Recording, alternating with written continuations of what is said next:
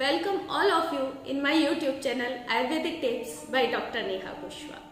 हाजिर हूँ आज फिर आप सब लोगों के सामने एक नए टॉपिक के साथ जिसका नाम है दिवा स्वप्न यानी दिन में सोना।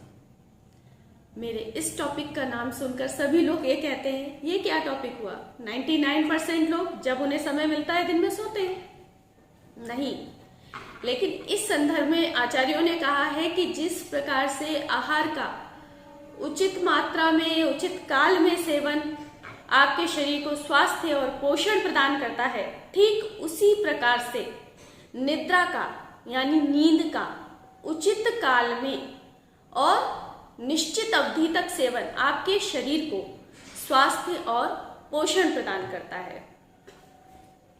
तो चलिए शुरू करते हैं, लेकिन शुरू करने से पहले आप सभी लोगों से रिक्वेस्ट करना चाहती हूँ कि मेरे चैनल को यदि आपने सब्सक्राइब नहीं किया है तो प्लीज इसे सब्सक्राइब अवश्य करें। तो चलिए शुरू करते हैं। अब आपसे ये पूछेंगे निद्रा का उचित काल क्या होता है। जी हाँ, निद्रा का उचित काल होता है रात्रि का समय। जब दिन भर कार्य करने के बाद यानी कार्य करना, परिश्रम करना, इसके बाद शरीर की ज्ञानेंद्रियां यानी जिनसे हमें ज्ञान होता है, जैसे आंख, नाक, कान, और कर्मेंद्रियां जिनसे कार्य किया जाता है जैसे हाथ, पैर आदि। ज्ञानेंद्रियां और कर्मेंद्रियां दिन भर श्रम करने के पश्चात जब क्लांत हो जाती हैं यानी थक जाती हैं, तो वह अपने विषयों से निवृत्त होना चाहती हैं, यानी वह जिस कार्य को कर रही हैं उस कार्य से अलग होना चाहती हैं। अब हमें लगता है ना, जब हम बहुत देर हो जाती है हमें काम करते करते, तो ऐसा लगता है नहीं अब तो हम बहुत थक गए, अब हमें ये काम नहीं करना है। तो आचार्यों ने इस संदर्भ में कहा है कि जब दिन भर कार्य करने से क्लांत ज्ञानेंद्रियां और कर्मेंद्रियां अपने विषयों से निवृत्त होकर रात्रि में सुखपूर्वक शयन करती हैं, तो वह निद्रा व्यक्ति के शरीर को स्वास्थ्य और पोषण प्रदान करती है। अब निद्रा का काल कितना होना चाहिए यानी कितने समय सोना चाहिए।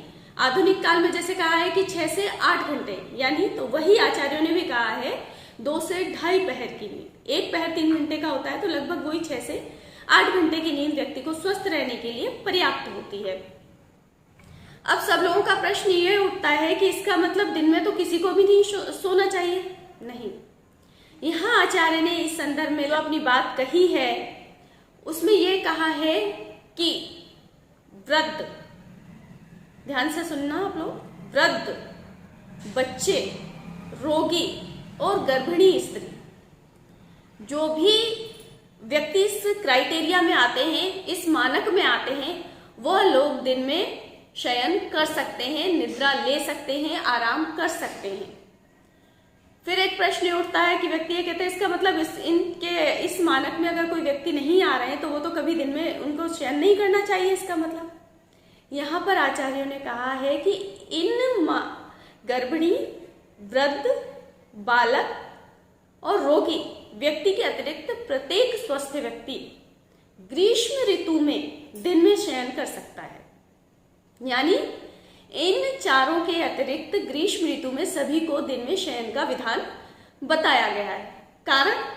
कारण ये होता है कि आयुर्वेद में 2 काल माने गए हैं, आदान काल और विसर्ग काल, जिसके संदर्भ में हम दूसरे वीडियो में चर्चा करेंगे। यहाँ बस इतना बता दूं कि ग्रीष्म ऋतु जो है वो आदान काल में आती है, यानी इसमें व्यक्ति का बल स्वभाव से ही क्षीण होता है, अतः उसकी पूर्ति के लिए दिन में शयन का विधान बताया गया है। इसके अतिरिक्त इस संदर्भ में एक बात और आचार्यों ने लिखी है कि ग्रीष्म ऋतु में सभी को दिन में शयन का तो विधान बताया है, लेकिन जो व्यक्ति अत्यधिक स्थूल है यानी जिसमें कफ दोषों की अधिकता है, उन्हें ग्रीष्म ऋतु में भी शयन का विधान निषेध किया गया है।